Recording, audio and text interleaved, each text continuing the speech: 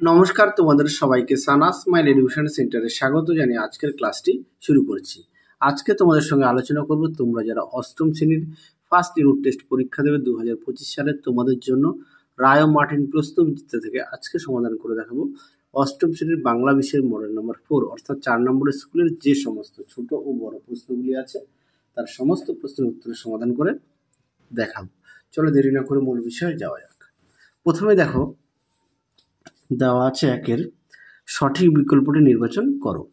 একে আছে আরব সেনাপতি ও মুর সেনাপতির আলোচনার বিষয়টি কী ছিল? উত্তরটা দেখো অপশন ক, পূর্বপুরুষদের বীরত্ব।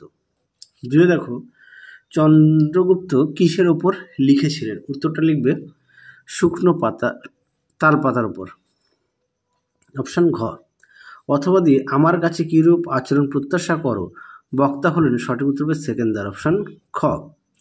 তিনি দেখো হাঁসের ডিম দুপুরবেলা বের করে দেবে বলেছিলে, এটা উত্তর হবে ভন্ডা অপশন গ। দুই দাগের প্রশ্ন দেখো কি আছে, দুই এক, এবার আমাকে কিছু বলতে হয়, সে কি বলেছিল? এটা তোমাদের পাঠ্য বইতে 21 পেজ দেখে নিও, পেয়ে যাবে। দুই দাগে দেখো সন্নিহান চিত্তে কে কেন শুয়ে পড়ে? উত্তরটা দেখো মুর সেনাপতি আরব সেনাপতিদের অদ্ভুতপূর্ব আচরণের কথা ভেবে। দুই তিন দেখো প্রাবৃটে ঘন কৃষ্ণ মেঘরাশি, প্রাবৃটে কথাটির অর্থ কি? উত্তরটা লিখবে বর্ষাকালে। বর্ষাকালে। পরবর্তী প্রশ্ন দেখো কি আছে, তিনি নিচের যে কোনো দুটি প্রশ্নের উত্তর দাও, নিজের ভাষায় লেখো। তিনের একে আছে পুরুকে বন্দি করে আনি যখন সে কি বললে জানো? পুরু কি বলেছিল? সেই কথা বক্তাকে কিভাবে অভিভূত করে তোলে? দেখো উত্তর। দেখে নাও উত্তরটা তোমরা এখান থেকে এই পর্যন্ত লিখবে, দেখে নাও। পরবর্তী প্রশ্ন দেখো কি আছে, তিনের দুই, বনভোজনের জায়গায় কিভাবে যাওয়া যাবে? দেখো উত্তর। দেখে নাও প্রশ্নের উত্তরটি তোমরা এখান থেকে এই পর্যন্ত লিখবে, দেখে নাও। চলো পরবর্তী প্রশ্ন দেখো। পরবর্তী প্রশ্ন দেখো তিনের তিন, তাহা হইলে আমাদের উভয়ের প্রাণ রক্ষার সম্ভাবনা কে বলেছিল? উত্তরটা লিখবে আরব সেনাপতি। কিভাবে উভয়ের প্রাণ রক্ষার সম্ভাবনা তৈরি হয়েছিল? দেখো উত্তর। দেখে নাও উত্তরটি এখান থেকে এই পর্যন্ত লিখবে, দেখে নাও, আমি মুখে বললাম না। প্রশ্ন দেখো চারের একে, গাছের কেমন সবুজ জামা পরে থাকে? অপশান গ। চারে দিয়ে দেখো তোমারই কি এমন ভাগ্য বাঁচিয়া যাবে সকল? উত্তরটা লিখবে অপশান খ, জখম। চারের তিন, কার্নিশে বসা চড়ুইটির চাহনিতে, উত্তরটা হবে তাচ্ছিল্য মজার, অপশান খ। পরবর্তী প্রশ্ন দেখো পাঁচের খুব সংক্ষেপে নিচে যে কোনো দুটি প্রশ্নের উত্তর দাও। পাঁচের একে আছে বোঝাপড়া কবিতাটি কোন কাব্যগ্রন্থের অন্তর্গত কবিতা? উত্তরটা লিখবে খনিকা। পাঁচের দুয়ে দেখো সবুজ গাছেরা কোন পতঙ্গ পছন্দ করে? উত্তরটা লিখবে প্রজাপতি। পাঁচের তিনে দেখো খড়কুটো ধান কোথা থেকে সংগ্রহ করছে চড়ুই? উত্তরটা লিখবে এবাড়ি ওবাড়ি থেকে। পরে দেখো ছয়ের নিচে যে কোনো দুটি প্রশ্নের উত্তর নিজের ভাষায় লেখো। ছয়ের একে আছে সেইটে সবার চেয়ে শ্রেয়, কোনটি সবার চেয়ে শ্রেয়? দেখো উত্তর। দেখে নাও প্রশ্নের উত্তরটি তোমরা এখান থেকে লিখবে, এই পর্যন্ত লিখবে। পরবর্তী প্রশ্ন দেখো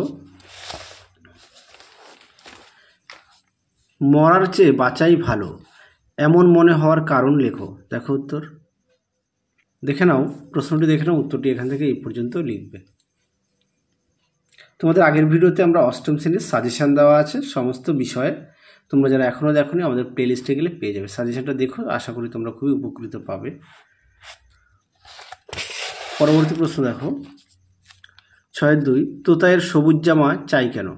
আরও একটা গুরুত্বপূর্ণ কথা বলি, তোমাদের সাজেশানে যে প্রশ্নগুলো দেওয়া আছে সে প্রশ্নের সমস্ত উত্তরগুলো পেয়ে যাবে। যে মডেল সেটগুলো আমরা সমাধান করে দেখাচ্ছি তার মধ্যে থেকেই সমস্ত প্রশ্নের উত্তরগুলো পেয়ে যাবে। তোমরা যদি সমস্ত মডেল সেট দেখো তাহলে আশা করি উত্তরের অসুবিধা হবে না তোমাদের।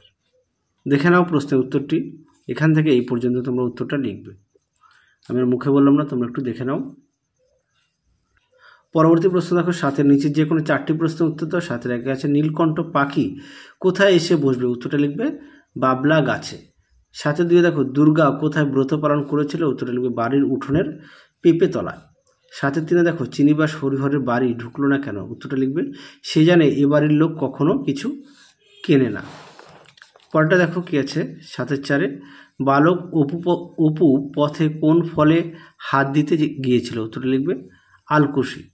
7-5 দেখো পথের পাঁচালী পাঠ্যাংশে বালক অপু কোথায় খরগোশের ছবি দেখেছিল? উত্তরটা লিখবে বর্ণ পরিচয়। পরবর্তী প্রশ্ন দেখো 8 কি বলেছে? সঠিক বিকল্পটি নির্বাচন করো। 8 আছে রবীন্দ্রনাথ শব্দে মোট দল আছে? উত্তরটা লিখবে 4টি, অপশান ক। 8-2 দেখো মধ্য স্বরগমের অপর নাম? উত্তরটা লিখবে স্বরভুক্তি, অপশান খ। 8-3 ধ্বনি পরিবর্তনের কটি ধারা? উত্তরটা লিখবে 3টি ধারা, অপশান ক।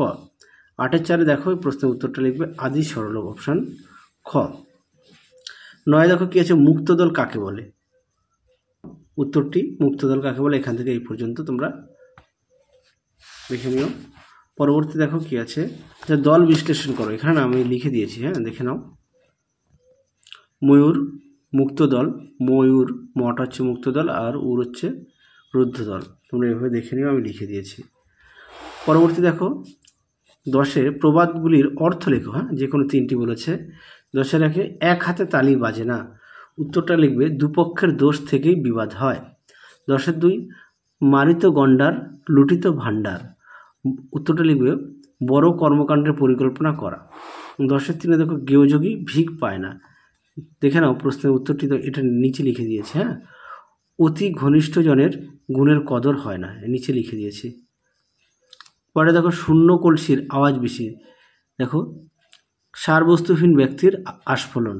তাহলে আশা করি তোমাদের 4 নম্বর মডেল ছেড়ে যে সমস্ত প্রশ্নগুলো ছিল সমস্ত প্রশ্নের উত্তর আমরা সমাধান করে দেখিয়ে দিয়েছি।